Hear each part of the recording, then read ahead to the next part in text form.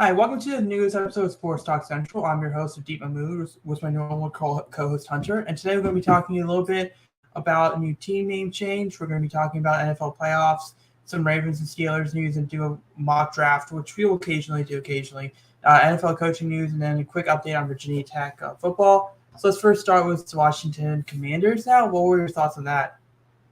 It kind of makes sense for like the Washington names, the Nationals, the Capitals, the Commanders. It's all like kind of, military themed, I guess, kind of in a way. I mean, Wizards, Capitals, Nationals, well, United. Yeah, DC United. Yeah. I mean, it's almost means the same thing. So I wasn't surprised that they did that. I think it's fine. I mean, they'll sell merchandise for it. At the end of the day, I think that's a name that should make most people happy. I know they were discussing the Warriors and a couple other names as well, but they probably didn't want to do that just because of the Golden State already. But I think Commanders is fine. I know the Generals, I think, was discussed too. I think you sent me a funny text. If you want to repeat that here. Yeah, sure. So basically, I was like, my first thought was like the mascot, obviously. And I was like, I would not be shocked because when you think about football, you think about armor, you think about visor, and then you think about the fact that Dan Snyder is still the owner. So my first thought was Cobra Commander or something like Cobra Commander's a mascot. Because it makes sense. Like you could easily see that. You could easily see someone in that like a burgundy armor or in a visor, in being a mascot for a football game. Like that is a literally like you have a mascot dressed as a football player. Like that is basically it fits completely with what they're doing in the sport. Mm-hmm. Yeah, I mean, it would be. I actually will be curious to see what mascot they come up with because they have to get, I think, a little creative with that. I don't. Yeah, you can't just have like a military dude. Yeah, they're gonna have to definitely. If it was actually spoiled, I think the night before, there's a helicopter over FedEx Field, and it said "Commanders" inside. It's like, well, nice job, you unveiled it a little too early, but I think it's fine, as well. Yeah. So the other thought I had was how names get shortened, like 49, like obviously 49ers, Phillies you could call Phils or whatever it is. How come no one thought that at some point a writer is going to call them the Washington Commies at some point? Oh God! You have to imagine a writer is going to say that by mistake. Yeah, that would be pretty bad. Yeah, and yeah, I mean, look, here's the thing. Here's a good thing. At least it's not racist. At least the name's not racist. True. But I mean, you look at the names like Red Wolves, Cool, Warriors. It's too unoriginal. Like a lot of those names were unoriginal. And then you had stuff like I think people were even suggesting the Washington Armada, the Washington Brigade. Generals sound like an AFL name. I mean, Commanders at the end of the day, it's a pretty good name. I mean, look, at the end of the day, they had to change their name because it was racist. As long as it wasn't racist, that's all you had to do. And the fact that it's kind of growing on me, but it's definitely a cheesy name for sure. So those are my thoughts on that. And then let's go to some of the coaching news. Josh McDaniels, we kind of talked about last week. Josh McDaniels to the Vikings, and then also Patrick Graham as the defensive coordinator. What are your thoughts on that? I'm actually just surprised that McDaniels left. Remember what happened with the Colts, Deep? Well, he decided to leave and then went back. It looks like he is not going to go back this time. I think he deserves another shot. I know what happened in Denver was not good. They started out 6-0, went 8-8. Excuse me, and then I believe he was fired after that year. 5-17. I believe he went 5-17 in the last 22. Yeah, so yeah, I think you're right with that. So he was fired the next year. Then it sounds like so. He deserves another shot. I'm curious to see how much he's learned from that experience. He's been with Belichick ever since. The Raiders, I think, are going to be an interesting team to watch. I think over the offseason because what's going to happen with Derek Carr. They have some needs, obviously, on offense, receiver-wise, with what happened with Henry Ruggs, with that whole situation and everything. Defensively, too. Excuse me. Sorry. But, I think it's a good hire for them. And then also, Doug Peterson, he was hired for in Jacksonville. I saw some Jaguars fans kind of upset about that. I personally don't understand why. I mean, he led the Eagles to the Super Bowl, which, I mean, that team was cursed almost for a long time. And I know things didn't end well here, but he led that team to the playoffs 3 years. I believe it was 3 years in a row. And, sure, they had Nick Foles for most of them, but he's been good at developing quarterbacks. Carson Wentz played well under him when he was healthy, right? Nick Foles, same thing. Trevor Lawrence was the number one pick. He stunk under Urban Meyer, but I think I'm going to chalk that up to more as Urban Meyer than Trevor Lawrence. And he played well in that last game of the season, which sent the Steelers to the playoffs. I knew that he had his best game of the year. So I'm curious to see how those two, mish and mash with each other this season. What were your thoughts on that hire? I think people were more. I don't think that they were upset at Doug Peterson. It's more so of one that Trent Baalke's still there. That's the first one.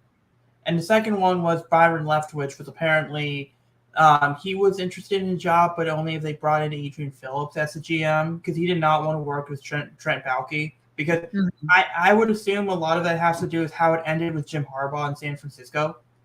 But I think that's where more of the frustration was with the fans, not the not the fact it was Doug Peterson. I think they're fine with Doug Peterson.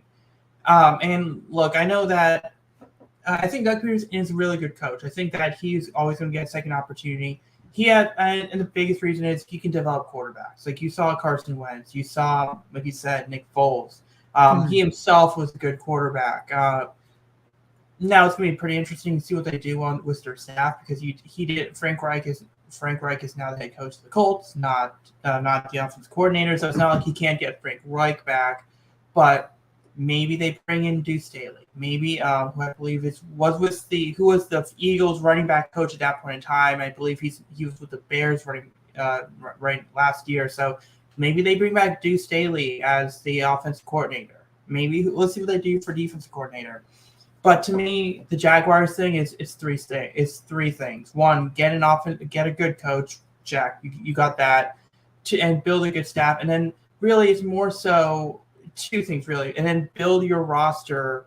Find a core piece, in this case Trevor Lawrence, and then build around Trevor Lawrence. How can you improve the offense how can you make moves on offense to make Trevor Lawrence better?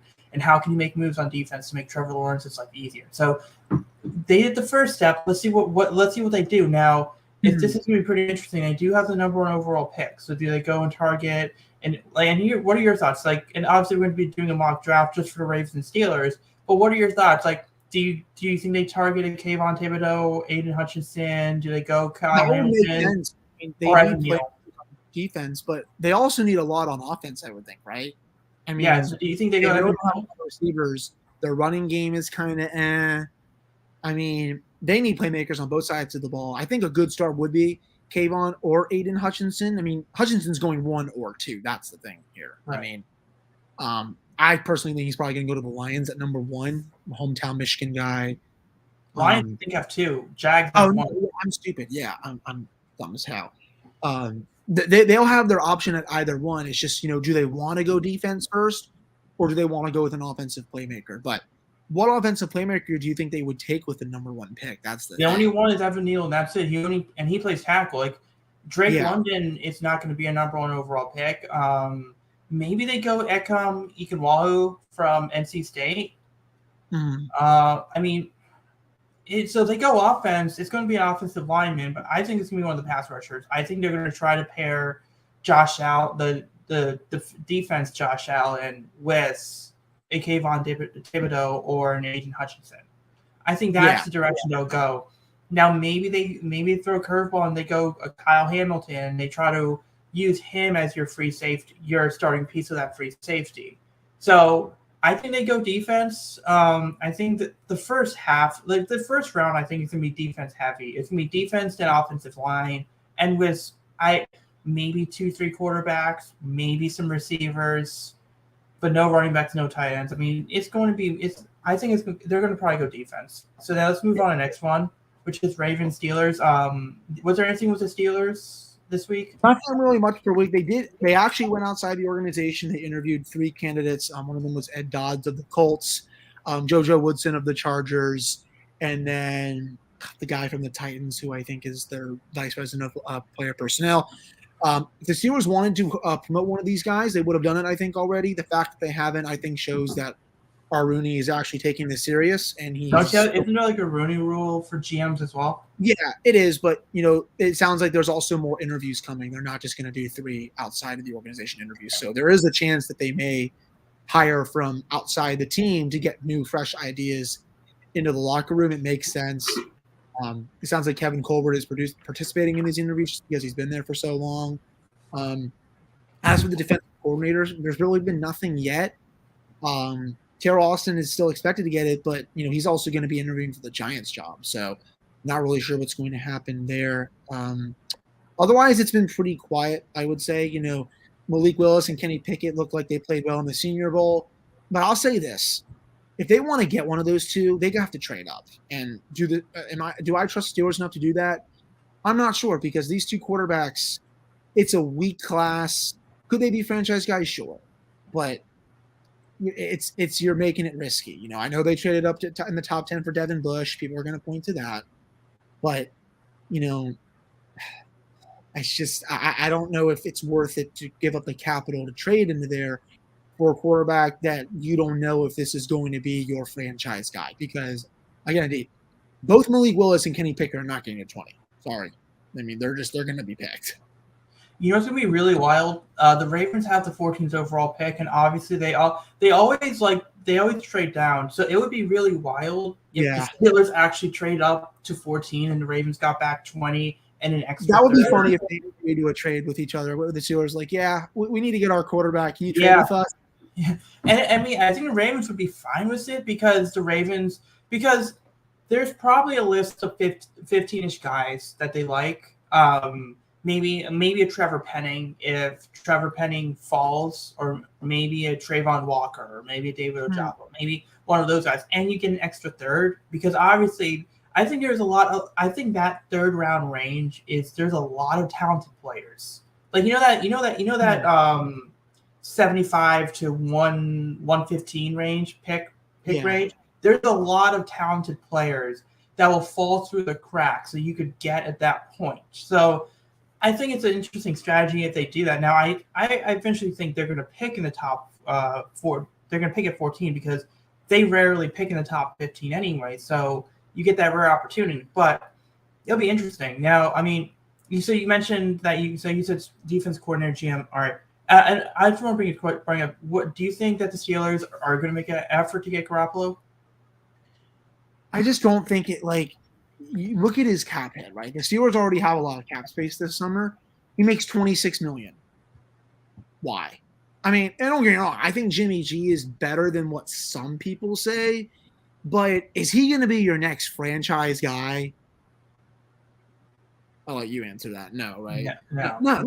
It's just it doesn't make any sense. And Rooney did say, we're looking at trade options, we're looking at free agents, we're looking at the draft. They're exploring every impossible option because they have to. But I just don't think it makes sense to do Jimmy G when he has that cap hit. And then what you saw in the NFC Championship game, the 49ers basically won in spite of him during that playoff run. Sure, he made some nice throws, but was he the reason they got to that point?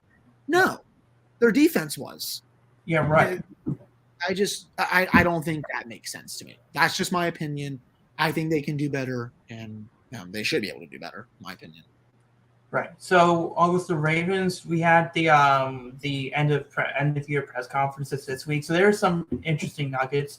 So obviously, Ravens fans, a lot of them don't like Greg Roman. So when John Harbaugh said Greg Roman, we plan to have Greg Roman for 2022. They anticipate. Oh yeah, I saw that. Yeah, but here's the problem. What they forgot, how it's your mind is so set on something that the moment it doesn't happen, your brain just turns off. So what actually happened was, if you listen to the rest of that press conference, John Harbaugh was basically saying Greg Roman is more than likely only going to be here for one more year. Because notice how he said we plan on having him as our offense coordinator in 2022. he didn't say we plan on having him for the foreseeable future. So notice how foreseeable future and 2022, they mean something completely different. So that's the first thing. And then he spent the rest of the press conference basically saying the scheduled runs weren't great, the big plays weren't there. So he's basically saying Greg Roman wasn't doing his job well. We had the injuries, but we can't really use that too much of an excuse.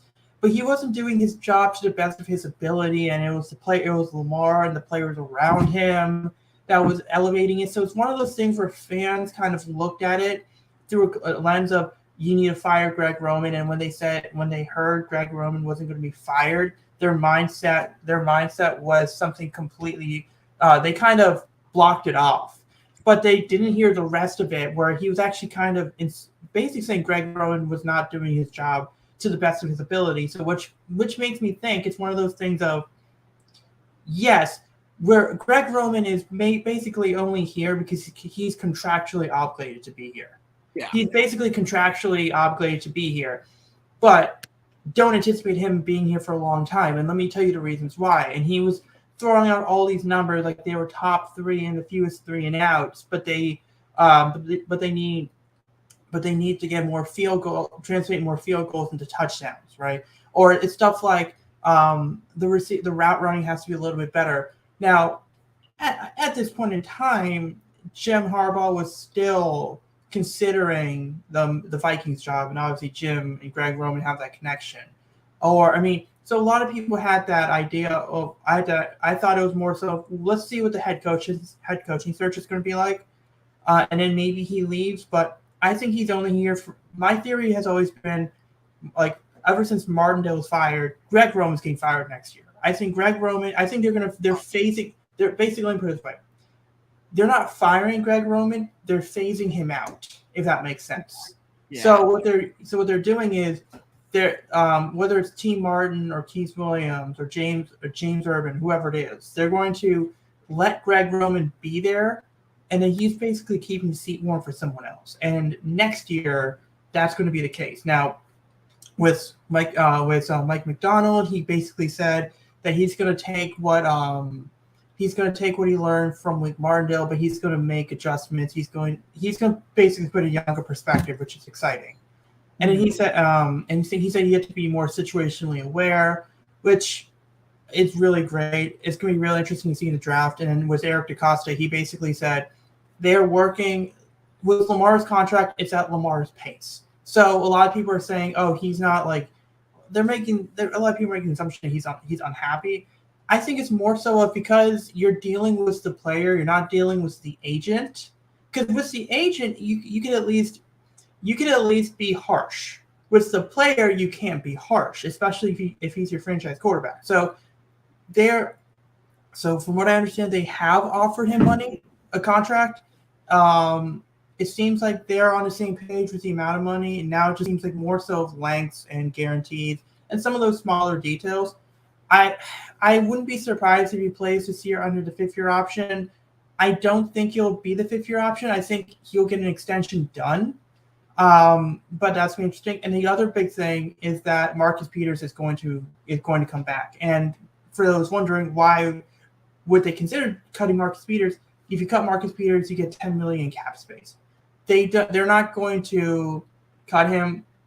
They say he's in their plans for 2022. He has a $15 million cap hit for next year. So they're going to more likely extend him and reduce that cap hit by a significant margin. So we'll see what and then basically everything else was normal there. So we're going to talk more about, we're going to do a mock draft here with with the Ravens and Steelers. And let me just get you guys through here. Chrome tab. Here. And then so what we'll do is we'll do mock draft with the Ravens and Steelers. If I can just get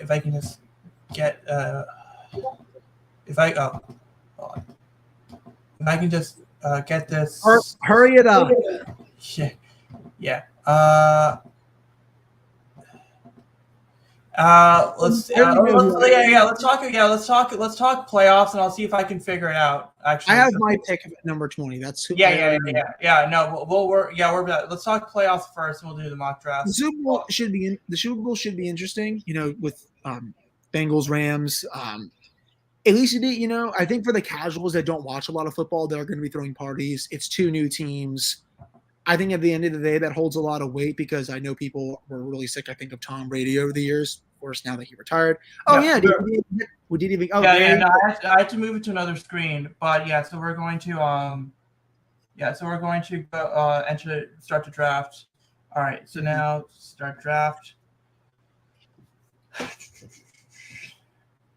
All right. So here, all right. So this is pretty simple. Okay. All right. So I have Ravens obviously need line help. I'm gonna say and obviously Bradley Bozeman is a free agent. So I'm gonna take Linderbaum. All right. Is there a guy you want? That was the guy I had at 20, you idiot. That was the guy I was going to take at 20. I think the Steelers would if he was there, he would be taken, I think. No, I know. Part of the reason was because I knew it's you tough want. here. That's just screwed up. Scroll down. All right, a little slower than that. Yeah, this is mainly. See, the Central Michigan tackle that makes sense though. Because I don't really trust their tackle play for next year. They're not going to take a wide receiver. If they take Sam Howell in the first round, I might gouge my eyes out. Same with Desmond Ritter. I think honestly that one makes the most sense, just because they need a lot of help with the line, and I think they should build that way through the draft. Are you scared about the fact that he's like Austrian, so he's not the most experienced? Yeah, but I mean, he's one of the best ranked linemen, I should say. I mean, in the draft. Right. So, I mean, I think they should be fine. Yeah. So I think for me, I've been a big fan of Daniel Failele. For those who don't know, he's the big right tackle from Minnesota, 6'9", 380. He's physically he's raw, but this is a guy that can develop, right? This is a guy that can develop, at least as a run blocker. I think he's a good scheme fit for what they're trying to do. So I'm going to go with that. All right. I could see Leo Chanel. Yeah. All right, we'll go Leo Chanel.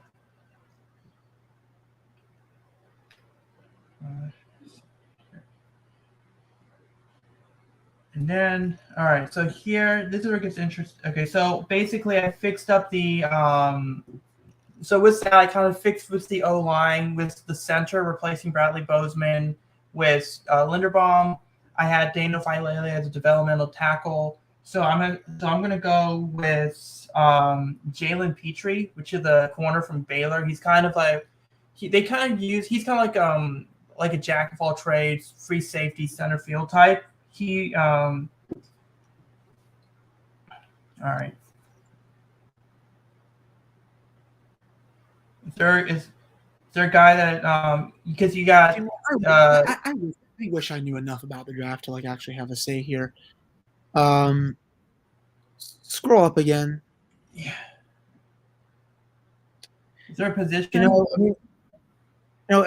This is their third round pick, right? I don't think they have their second round pick. It's third rounder. That's right. They don't have their second round pick this year. I forgot about that. I don't know when did they trade their second round pick this year? I mean, I think you guys. Do you guys have any free agents that?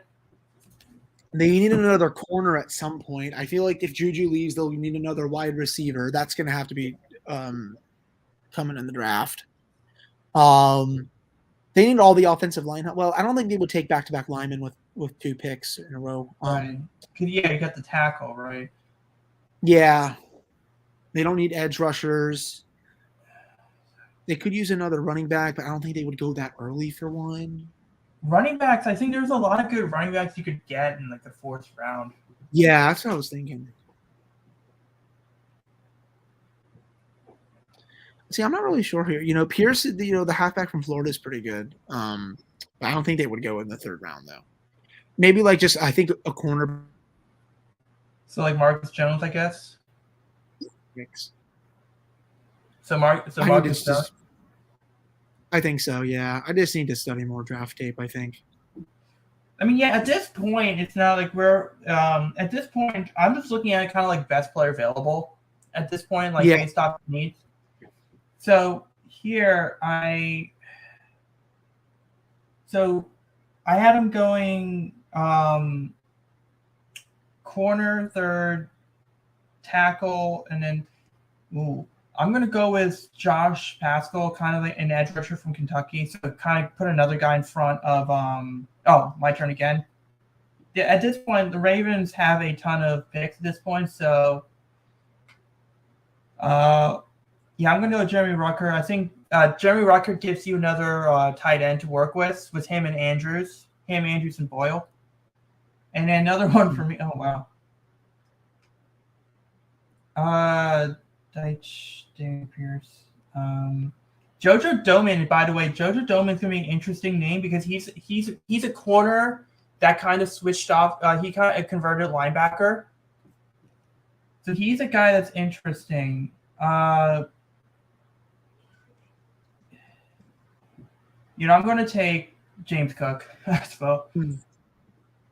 And then, yeah, you guys. Oh, okay, this is interesting. James Cook, and then I'm going to take. Yeah, I'm going to take Domain. I think the versatility. It's like at this point, it's like I'm just trying to think of like the best possible. Oh, your turn now. So you think Damian Pierce for this one? Yeah, I think so. And I get the next two picks, so I don't see the need for me doing like a full round one just because I don't know enough about like the prospects just yet for me. Like I know like a little bit. I just need to like do some more tape and stuff and research. Yeah. That's all. Yeah, this is a cool exercise though. I like looking at it. Especially with the like with the mid rounders, like trying to get familiar with the mid rounders for sure. Yeah, you guys really don't have a ton of picks on this one. But yeah, I mean, it's especially really cool because the mid rounders because those are the guys like you want them to be successful. Where is that? George Southern. We're gonna go there. Yeah, I'm just at this point. It's just a bunch of. Oh, let's see. Okay, so you want to go with the center for Notre Dame at this point? Because you guys do need because if you do move who was the guy you drafted last year that you drafted as a guard but you play as a center but he might be better as a guard? Oh, Kendrick Green. That's the center. Yeah, he's probably gonna move. Yeah, I like the I think for you guys, and if you're in this situation, Patterson, like a center from Notre Dame is often not a bad bet, honestly. There goes that for you. Okay, you got two more. Okay, so and then pretty much, what do you think? And then another edge rusher, another. I mean, probably a wide receiver at some point, I would say.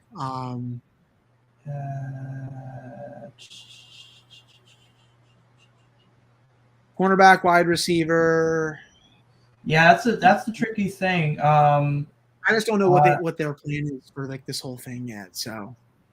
Yeah, so I'll just do like whatever the first one, cornerback or wide receiver, whoever the first one is at this point. Let's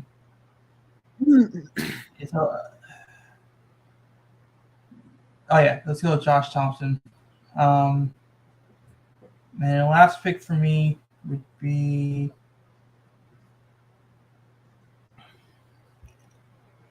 Let's go with. I don't think like they might be looking for a certain type of receiver. Honestly, at this point, I'm just gonna go with Isaiah Thomas, and then last pick for you, and then.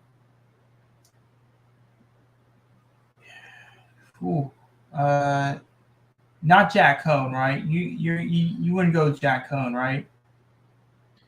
No, I'm not. All right, so let me just get the best. Let me just get to the receiver. Uh, yeah, and then I think yeah, I'll just do the receiver there for you, and then pretty much. So I mean that's what's really fun about these mock drafts because you kind of learn more about the mid rounders. Let's see. All right, let's see. Okay, so basically we have okay, so obviously like I think a lot of it was offensive line and stuff like that. So it's gonna be pretty interesting. You're not taking Tyler Linderbaum with that pick, so you can just get bent with that. Yeah, no, I don't think we will draft Linder. There's a chance we would, but the only issue would be because here's the thing. My thoughts on Linderbaum is he's a nice prospect, but the problem with Linderbaum is if we draft Linderbaum, it means we didn't sign Bradley Bozeman or we didn't sign Ryan Jensen. That's the only concern I have. So I mean I have him taking Linderbaum only because Linderbaum gets because I don't think he's a guarantee, and I think he would be the best player available. I mean, I think they're more likely going to take an edge or secondary, depending on what they need. Like I think Ojabo is probably the more interesting one. So we did that, and then we'll go back into the playoffs. My quick thoughts on the games. First thought, I'm going to say something really unpopular. I think there's a reason why Eric Bieniemy isn't getting head coaching in. Like he's not getting more attention. Well, he just got an interview for the Saints. Yeah. No. I'm not saying he's not getting even more attention he deserves. But like the big thing for me, because the big thing for me is with Bieniemy is it's always been is he calling the plays? Is it the talent around? Is he helping the talent around him? Is Andy Reid calling the plays too? Yeah, and then you saw what happened in the game in the second half and how they were running the ball. And like to me, it's like a lot of people were saying, "Oh, Eric Bieniemy should get a head coach." And they're like, I have no issue with him getting a head coaching job. It's for me, I would rather see him getting a head coaching job in a place like Jacksonville or a team that has lower expectations where he could build his own culture. Because the problem with Eric Bieniemy is you can't is Andy Reid calling the plays. It's the talent around him. What's his defensive scheme going to look like? Who's he going to get as an offense coordinator? Like all those questions you are asking for a head coach, you have to consider that with him. And I think there's a little bit of concern with that. The other thing is this. There are two main offensive assistants for Andy Reid because Andy Reid has a good coaching tree. But the thing is, John Harbaugh's a special teams coach. Ron Rivera and Sean McDermott, they're defensive coaches. So you're really looking at two coaches, and that's Doug Peterson, Matt Nagy, right? So where do you think, as a head coach, Eric Bieniemy would be closer to Doug Peterson level of success or Matt Nagy? I go in the middle, maybe. I would maybe lean a little towards Peterson, but you can't be like Matt Nagy, man. I mean, that's bad. Like he was in over his head. He had one good year, I think. I mean, but you saw how Bears fans couldn't stand him, right? I mean, I wouldn't. I just because of that, I would probably lean Peterson a little bit. Yeah, I think he's closer to Peterson. It's just for me, it's like a lot of people are willing to overlook certain things about these candidates that I'm not necessarily willing to do. And then the other one is we talked about Jimmy Garoppolo. Look, I think it was said that he was pretty much the kid in the group project that got an A, but he did little to none of the work. And I think that's kind of what Jimmy Garoppolo is. He can help teams win. I mean, but it's also interesting to see Jeff Garcia not say anything after the game. So, and yeah, so it's. I think that I love the Mina Kimes thing. Remember with Jimmy G with yeah, that's what I'm talking about. I'm being stupid. It's just like one ear out, one in the other. I loved her tweet right after they lost. Did you see that one? Yeah. Perfect gift. Yeah, no, and then I think and then some other coaching news. I mean, do you think Mike McDaniel is going to be like named as a head coach soon? Because he He's getting a lot of traction down there. I mean, apparently today, according to I think it was Adam Schefter or one of the other reports, he had a 10-hour interview. How do you talk for 10 hours? What do you do in that kind of interview? Well, they probably had like dinner or something. Had to be, because like, what the hell do you talk about for that long? When you go golfing for 3 of them, it's weird. Apparently, Aaron Wilson said Josh McCown is a finalist for the Texans job. That's what I'm just. I can't even. I'm sorry. That's just hilarious. I think Josh. That's an example. That's an example of the messed up process of coaching. If Josh McCown gets a head coaching job, because if I'm Pep Hamilton or if I'm Byron Lefters, I'm like, what the heck am I doing wrong? Which brings me to the other point here. It seems like with the coaching stuff, it seems like there's a very clear popular tree, right? Yeah. It's very clear. It's the Kyle Shanahan staff in was Washington in 2017, which begs the question: if all of these head coach, all of those assistant, if the majority of those assistant coaches are going to become head coaches, why the heck did Jake Gruden have so little success? And playing in the NFC East, how does he have so little success with all of those minds on the offensive side, playing at that point one of the weakest divisions in football? I do not know why he has had. Yeah, that was weird. I don't get that. Apparently, I think Jonathan Gannon, the Eagles' defensive coordinator, is also a finalist for the Texans job. Saints one's interesting. I don't really know where that's going to go. It sounds like Dennis Allen is the favorite, but they did Bieniemy. I think they did interview Peterson once. I think they did interview Brian Flores as well, but we're not going to get into all that. That's just a whole. All I say is that it's funny that the NFL kind of went against him a few days ago, and then Roger Goodell releases a statement that contradicts that. So that's going to be interesting to see what happens with that. But I think the Saints one is the most wide open one, in my opinion. Oh yeah. I'm curious to see who they get to replace Peyton. Well, because I think with the Dolphins, you have either McDaniels or Kellen Moore. It seems like those are the two. Yeah, I think Kellen Moore is set to have a big interview down there really soon. Yeah, and then with the Texans, it's for some reason McCown's one. I don't know who. It seems like it's gonna be McCown again. I feel so bad for Texans fans because the David Coley one was interesting. Why they still keep Easterby, the Deshaun Watson situation, the bringing in Josh McCown. By the way, Josh McCown was getting interviews last year, and this guy's coached at the high school level. Like they're not even going to the college level. I mean, I know that's the about. And then Dennis Allen seems to be the favorite. I think that Jonathan Gannon. The Eagles' defense wasn't anything special. It's interesting. I mean, it's just gonna be tough. I mean, it's gonna be interesting. I mean, next year's coaching cycle is gonna be pretty interesting. I wonder if Mike Kafka, because I know Mike Kafka is going to be an offense coordinator for, I believe, the Giants. I wonder if he'll get head coaching. I don't think he'll get head coaching interviews. I think that in a few years he's a guy that might get it. D'Amico Ryans obviously is one. Kev, what were your thoughts on the Kevin O'Connell to the Vikings? That was weird. I think that was kind of out of left field in my opinion.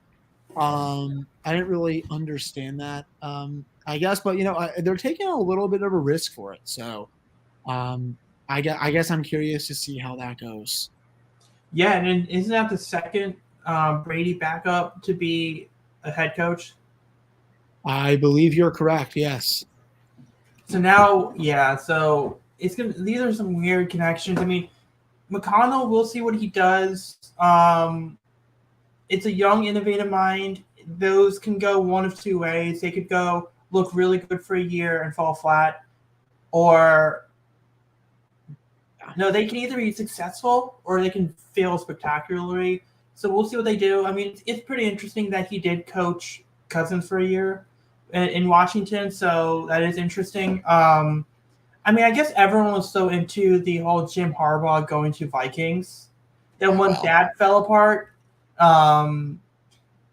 because I foolishly thought that Patrick Graham was going to was probably going to get it, but I was like, Kevin O'Connell could get it because he's a McVay assistant. He's a Shanahan assistant, so of course he's going to get it.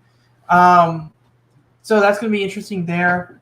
Some short update on Virginia Tech on the football team on Virginia Tech football. Brent Pry. So they had three new guys signed. These guys seem to be really exciting guys, including the tight end. I think that he fits what Tyler Bowen does really well.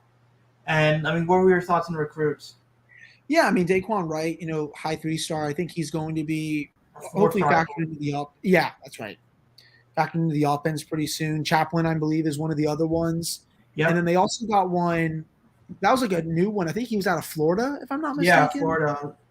High 3-star defensive prospect. I mean, looks pretty lengthy. I mean, his tape, from what some people posted from his huddle, looked pretty decent. So that's their first one that this staff has actually recruited. I'm curious to see how that factors into next year's recruiting class. So I think overall it's a fine class, though.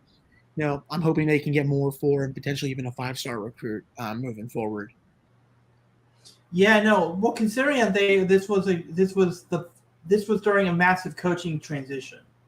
That's the other thing we consider here. I mean, and just one note on the coaching transition. It's definitely going to be good because, a couple of thoughts here. One, I like those guys. I think that I like Daquan Wright. I think he's gonna have a big part in this offense, especially with the focus that's going to be on the tight ends.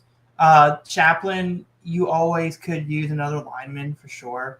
And then the other guy, the two-way player from Florida, I think he's a guy that he could step in. I mean, they were talking about him as we wanted to keep him secret. So we'll see what they're trying to hype him up or whatever. But it's going to be pretty interesting there. And then some of the past players, I mean, it was pretty interesting to see Trey Turner basically admit in an interview that the previous staff had no idea what strength and conditioning or route running was.